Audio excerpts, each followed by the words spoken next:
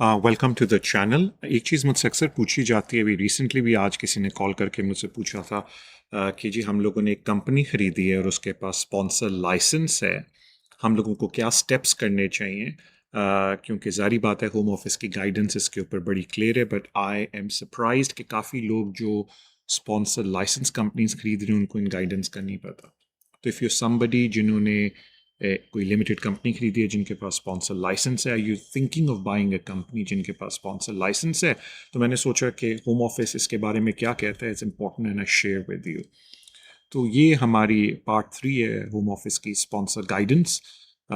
This is as you can see valid from 20 May 2026। I think ये हमारी latest guidance है। तो इसके ऊपर सबसे पहले मैं आपको ले जाना चाहता हूँ पेज 25 के ऊपर। Let's go down to page number 25 on the guidance. Just bear with me while I take you down to page number 25. Okay, so page 25 ये बोलती है, basically this is to cover as you can see mergers, takeovers and similar changes.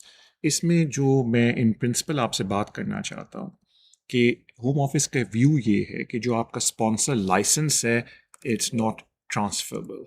ये important चीज़ है, because एक misunderstanding मैं लोगों से ये समझता हूँ जब मुझे कॉल करते हैं कि जस्ट बिकॉज उन्होंने कंपनी खरीद ली है जिसके अंदर स्पॉन्सर लाइसेंस है ऑटोमेटिकली उनके पास स्पॉन्सर लाइसेंस आ जाता है। That is not the case, because sponsor licence transfer नहीं हो सकता, it remains with the company. लेकिन उसमें फिर सर्टन कंडीशंस हैं जो होम ऑफिस कहते हैं आपको फुलफिल करनी पड़ती है। ज़्यादातर जो मैं कंपनीज़ की बात कर रहा हूँ, क्वाइट ऑनेस्टली जो मुझे देखने में आया कि they are small setup. Small setup होता है कि एक दो डायरेक्टर्स हैं, एक या दो शेयर होल्डर्स हैं, and you go in and you bye the company. तो नॉर्मली आपका ये होता है कि डायरेक्ट ओनरशिप चेंज होती है and more importantly controlling shares आपके पास आ जाते हैं। हम ज़्यादातर इसी की बात करें। ऑफकोर्स सेपरेट क्राइटेरिया अगर आप अपनी लिमिटेड कंपनी को इंट्रोड्यूस करा रहे हैं शेयर होल्डर, लेकिन हम ज़्यादातर बात करते हैं क्योंकि ज़्यादातर जो केसेस अक्रॉस माय डेस्क आते हैं उसमें एक या दो शेयर होल्डर होते हैं और वो अपनी कंपनी बेचते हैं, और जो लोग ख़रीद रहे हैं वो भी एक या दो शेयर होल्डर होते हैं, could be up to 4, but majority हम लोग स्मॉलर कंपनीज की बात कर रहे होते हैं जिनकी शेयर होल्डिंग दो तीन लोगों से या चार लोगों से ज़्यादा नहीं है। तो उस कंडीशंस में इम्पॉर्टेंट चीज़ ये, जो सबसे इम्पॉर्टेंट चीज़ है कि 20 वर्किंग डेज के अंदर लेवल 1 यूज़र ने SMS सिस्टम के थ्रू होम ऑफिस को अपडेट करना होता है। अगर आप ये अपडेट नहीं करते तो फिर आपका लाइसेंस डाउनग्रेड हो सकता है, एंड सर्टन कंडीशंस में रिवोक भी हो सकता है। तो इट इज़ वेरी इंपॉर्टेंट कि 20 वर्किंग डेज के अंदर once the business has been taken over आप होम ऑफिस को चेंज का थ्रू द लेवल 1 यूज़र बताएं। एंड देन वेरी इंपॉर्टेंट कि लेवल 1 यूज़र वही हो जो शुरू से कंपनी के अंदर रजिस्टर्ड है। उसके बाद ये होता है कि होम ऑफिस ये कहता है कि once you reported the change we will ask to verify documents. फिर होम ऑफिस आपको एक ईमेल करता है और सर्टेन डॉक्यूमेंट्स आपसे मांगता है नए ओनर्स के। उसके बाद ये होता है कि होम ऑफिस अगेन अगर हम उसकी पॉलिसी को देखें तो होम ऑफिस ये कहते हैं कि जी हम टेम्परेरी तौर पे आपके लाइसेंस को रिवोक कर देंगे और नए ओनर्स को नया लाइसेंस अप्लाई करना चाहिए।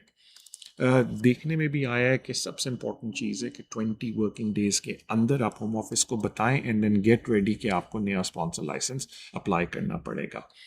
होम ऑफिस ने इसकी बड़ी अच्छी एक एग्जांपल दी हुई है, आई थिंक ये है एग्जाम्पल 8 के अंदर। वो है for guidance of what happens if there is a change of sponsor for reasons not related to TUPE. TUPE होता है जो अंडरटेकिंग होती है कि अगर स्पॉन्सर एक नई कंपनी ने ख़रीद लिया और उनके पास स्पॉन्सर लाइसेंस है तो फिर वहाँ सारा कुछ ट्रांसफ़र होता है, और सिमिलर प्रोटेक्शन जिसे हम कहते हैं। लेकिन हम यहाँ टूपे की बात नहीं करेंगे, हम सिंपल बात करेंगे कि एक लिमिटेड कंपनी के पास लाइसेंस है, आपने वो लिमिटेड कंपनी ख़रीदी है, तो व्हाट विल हैपन। तो होम ऑफिस ने ये भी बोला है कि उसकी आप एग्जाम्पल 8 में चले जाएँ। तो लेट्स गो डाउन उसके ऊपर, I think it's on page 66 is a good example, is example 6 not 8 actually, मैंने उसको लिखा हुआ था अपने पास।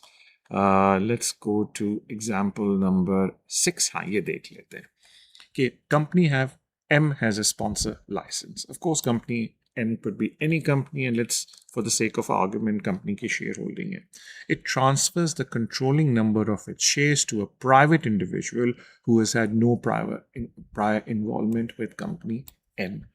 ये एग्जाम्पल मैंने इससे लिया कि अक्सर लोग मैं देखता हूँ जो शेयर होल्डिंग ले रहे हैं वो बाहर से आते हैं, दे बाय द कंपनी.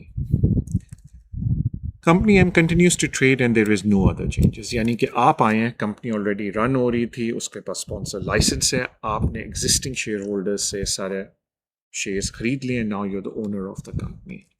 तो जिस तरह मैंने अर्लियर बताया था कि विद इन 20 वर्किंग डेज जो कंपनी एम है through the SMS system and their own level 1 user, आप नया level 1 user उस वक्त तक अपॉइंट नहीं कर सकते जब तक पुराना level 1 user उसको अपॉइंट ना करे. तो level 1 user का उधर रहना कंपनी में बड़ा इंपॉर्टेंट है.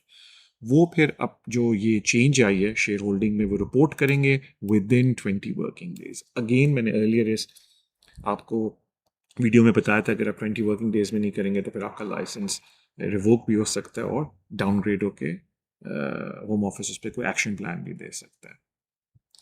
फिर वो कहते हैं कि ज़ाहिरी बात है कि टू पे की ज़रूरत नहीं है because there is no change of employer, because company M के साथ ही सारे एम्प्लॉयज़ हैं और कंपनी एम तो एग्जिस्ट करती है, सिर्फ उसकी शेयर होल्डिंग भी है.